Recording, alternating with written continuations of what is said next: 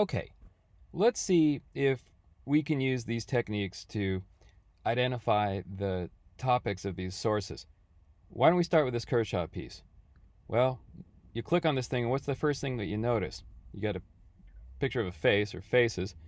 That's reflected in the title here, too. You look at the opening writing, and it directs your attention to the face, and then you'll see that that's a word that comes up throughout the text. The topic here is faces. And when we look at the Economist text, we see the same topic. There it is in the first word of the title. There it is in that lead image. And, here, sure, the writer starts with a broader, sense of topic, beauty, but pretty quickly pivots into the particular focus about faces, and then keeps repeating that word, throughout the text, right?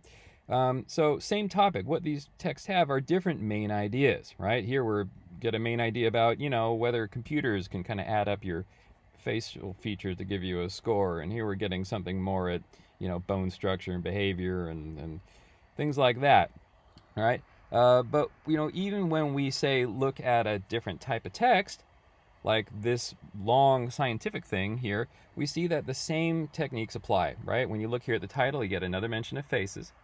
And then when you go into Word Counter, here's this article in Word Counter. Take a look. You get a huge number of mentions of that topic, right? So pretty clearly we've got another article with the same topic about faces. Just again, a different main idea about it. This also applies when we look at other texts. Like for instance, here's the Angier text.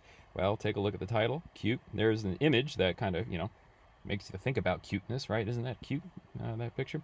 And then, we get a lot of, we're not explicitly saying cute here, but we're kind of getting at the idea. But then when you look at the most repeated word in this text, again, you'll see that it's cute. There's just lots and lots of mentions of cute. This is about cuteness. That's the topic here.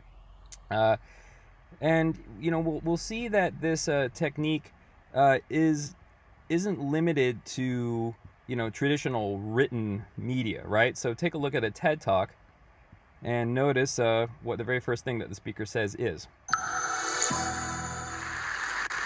Delighted to be here and to talk to you about a subject dear to my heart, which is beauty. Yep, that's what I'm here to talk about today, is beauty.